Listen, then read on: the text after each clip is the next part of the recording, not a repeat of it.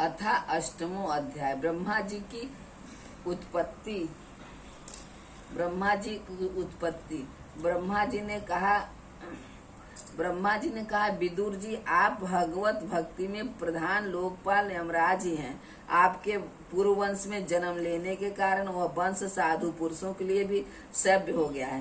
धन्य है आप, निरंतर पद पद पर श्रीहरि की कीर्तिमयी माला को नित्य नूतन बना रहे हैं। अब मैं शुद्ध विषय सुख की कामना से महान दुखों को मोल लेने वाले पुरुषों की दुख निवृत्ति के लिए श्रीमद् भागवत महापुराण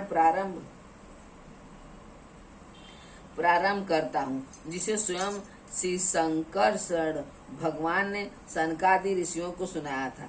अखंड ज्ञान संपन्न आदिदेव भगवान शंकरसन पाताल लोक में विराजमान थे। सनत कुमार आदि ऋषियों ने परम पुरुषोत्तम ब्रह्मा का तत्व जानने के लिए उनसे प्रश्न किया। उस समय शेष जी अपने आश्रय स्वरूप उन परमात्मा की मानसिक पूजा कर रहे थे, जिनका वेद वासुदेव के नाम से निरूपण करते हैं। उनके कमल कोश सरीखे नेत्र बंद से थे। प्रश्न करने पर सनत कुमार दी ज्ञानी जनों के आनंद के लिए उन्होंने अध खुले नेत्र से देखा।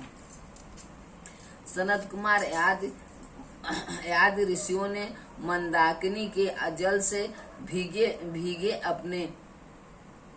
अपने जटा समूह से उनके चरणों की चौकी के रूप में स्थित कमल का स्पर्श किया, जिसकी नागराज कुमारियां अभिलाषित वर की प्राप्ति के लिए प्रेम पूर्वक अनेकों उपहार सामग्रियों से पूजा करते हैं। सनत कुमार दी उनकी लीला के सर्वज्ञ हैं। उन्होंने बार बार प्रेम गदगद वाणी से उनकी लीला का ज्ञान किया। उस समय शेष भगवान के उठे हुए सहस्त्रों फण किरीटों की सहस्त्र श्रेष्ठ मणियों की छिटकती हुई रश्मियों से जगमगा रहे थे। भगवान शंकरसन ने निवृत्त परायण सनत कुमार जी को यह भागवत सुनाया था। ऐसा प्रसिद्ध होता है। सनत कुमार जी ने फिर इसे परम व्रत सीख साख्यान मुनि को उनके प्रश्न करने पर सुनाया। परमहंसों में प्रधान श्री साख्यान जी को जब भगवान की विभूतियों का वर्णन करने की इच्छा हुई, तब उन्होंने इसे अपने अनुगत शिष्य हमारे गुरु श्री पराशर जी को और बृहस्पति जी को सुनाया। इसके पश्चात परम दयालु पराशर जी ने पुलस्त्य मुनि के कहने से वह आदि पुराण मुझसे कहा। बस श्रद्धालु और सदा अनुगत देखकर अब वही पुराण मैं तुम्हें सुनाता हूँ। सृष्टि के पूर्व यह संपूर्ण विश्व जल में डूबा हुआ था। उस समय एकमात्र श्री नारायण देव शेष सैया पर पौड़े हुए थे। वे अपनी ज्ञान शक्ति को अचुक्षण रखते हुए ही वेग निद्रा का आश्रय ले अपने नेत्र मूंदे हुए थे। सृष्टि कर्म से अवकाश लेकर आत्मानंद में मग्न थे। उनमें किसी भी क्रिया का उन्मेष नहीं था। जिस प्रकार अग्नि अपनी दाहिका आदि शक्तियों को छिपाए हुए काष्ठ में व्याप्त रहता है, उसी प्रकार श्री भगवान ने संपूर्ण प्राणियों के सूक्ष्म शरीर को अपने शरीर में लीन करके अपने आधारभूत उस जल में शयन किया। उसे सृष्टि काल आने पर पुनः जगाने के लिए केवल काल शक्ति को जागृत रखा। इस प्रकार अपनी स्वरूपभूता चिच्छ शक्ति के साथ 1 चतुर्युग पर्यंत जल में शयन करने के अनंतर जब उन्हीं के द्वारा नियुक्त उनकी काल शक्ति ने उन्हें जीवों के कर्मों की प्रवृत्ति के लिए प्रेरित किया, तब उन्होंने अपने शरीर में लीन हुए अनंत लोक देखे।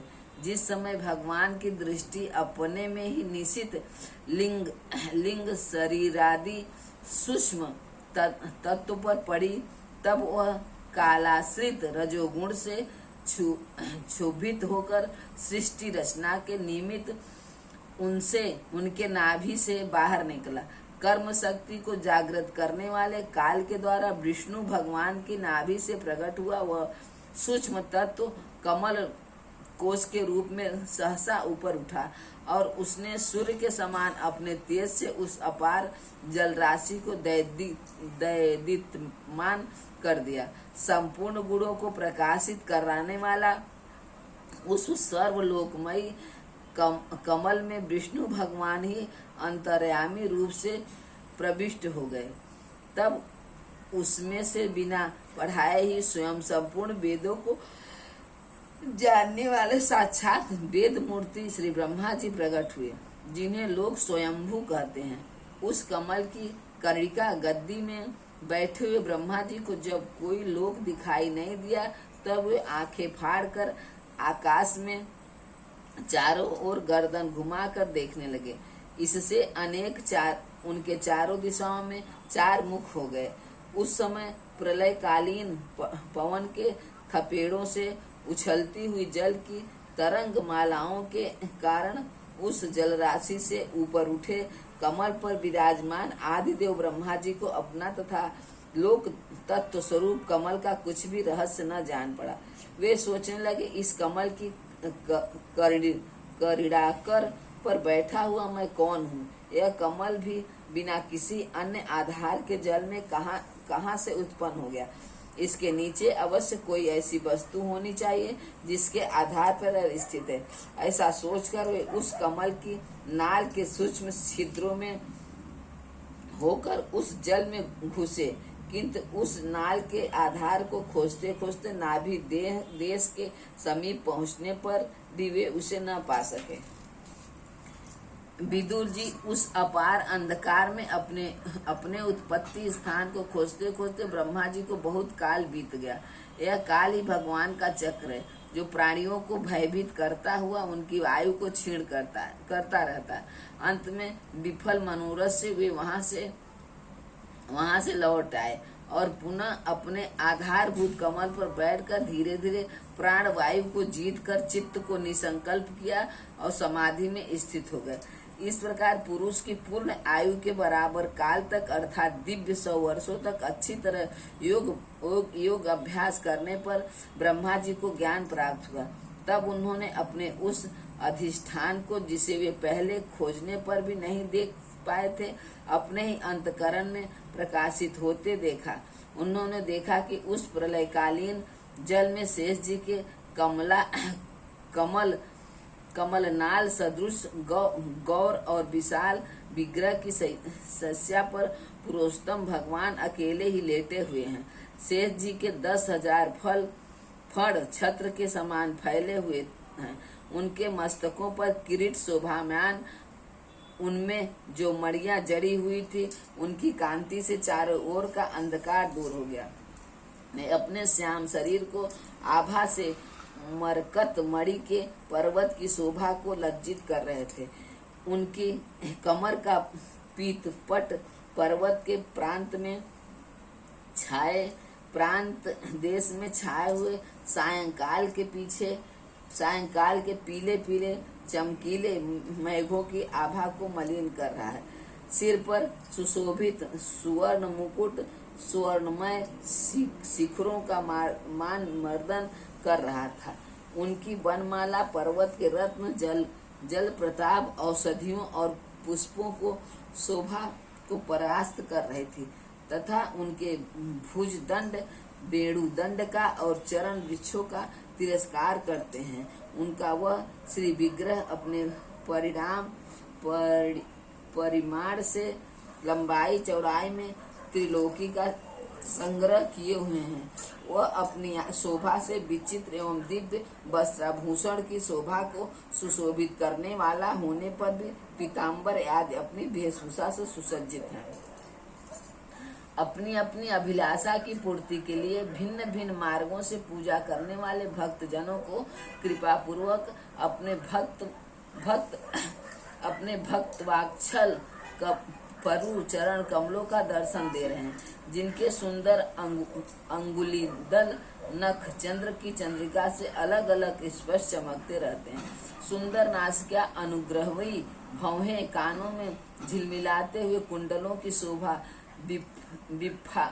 विबप्पा फल के समान लाल लाल अधरों की कांति एवं लोकाहितकारी मुस्कान से युक्त मुखारविंद के द्वारा वे अपने उपासकों का सम्मान अभिवादन कर रहे हैं। वत्स उनके निस्तंभ वेद देश में कदम्ब कुसुम की केसर के समान पित वस्त्र और सुवर्णमय मेखला सुशोभित है तथा वक्ष स्थल से अमूल्य हार और सुनहरी रेखा वाला श्री वस्त्र सिंह की अपूर्व शोभा हो रही है। अव्यक्त मूल चंदन वृक्ष के समान है। महामूल्य कैयूर और उत्तम उत्तम मड़ियों से सुशोभित उनके विशाल भूदंड ही मानो उसकी सहस्त्रों शाखाएं हैं और चंदन के वृक्षों में जैसे बड़े बड़े सांप लिपटे रहते हैं, उसी प्रकार उनके कंधों को शेष जी के फनों ने लपेट खा रखा है। वे नागराज अनंत के बंधु श्री नारायण ऐसे जान पड़ते हैं मानो कोई जल से घिरे हुए पर्वतराज ही हो। पर्वत पर जैसे अनेकों जीव रहते हैं, उसी प्रकार वे संपूर्ण चराचर के आश्रय हैं। शेष जी के फणों पर जो सहस्त्रों मुकुट हैं, वे ही मानो उस पर्वत के सुवर्ण मंडित शिखर हैं तथा वक्ष स्थल में विराजमान कौतुंभी मणि उसके गर्भ से प्रकट हुआ रत्न है। प्रभु के गले में वेद रूप भौरों से गुंजायमान अपनी कीर्तिमयी बनमाला विराज रही है। सूर्य, चंद्र, वायु और अग्नि आदि देवताओं की भी आपत तक पहुँच नहीं है तथा त्रिभुवन में बेरों को टोक विचरण करने वाले सुदर्शन चक्रादि आयुध भी प्रभु के आस पास ही घूमते रहते हैं। उनके लिए भी आप अत्यंत दुर्लभ हैं। तब विश्व रचना की इच्छा वाले लोक विद्या ब्रह्मा जी ने भगवान के नाभि सरोवर से प्रकट हुआ। वह कमल, जल, आकाश, वायु और अपना शरीर, केवल ये 5 ही पदार्थ देखे। इनके सिवा और कुछ उन्हें दिखाई नहीं दिया। रजोगुण से व्याप्त ब्रह्मा जी प्रजा की रचना करना चाहते थे। जब उन्होंने सृष्टि के कारण रूप केवल ये 5 ही पदार्थ देखे, तब लोक रचना के लिए उत्सुक होने के कारण वे अचिंत्य गति श्री हरि में चित्त लगाकर उन परम पूजनीय प्रभु की स्तुति करने लगे।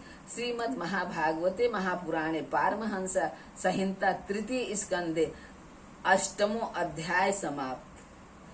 ओम नमो भगवते वासुदेवाय, ओम नमो भगवते वासुदेवाय, ओम नमो भगवते वासुदेवाय, ओम नमो भगवते।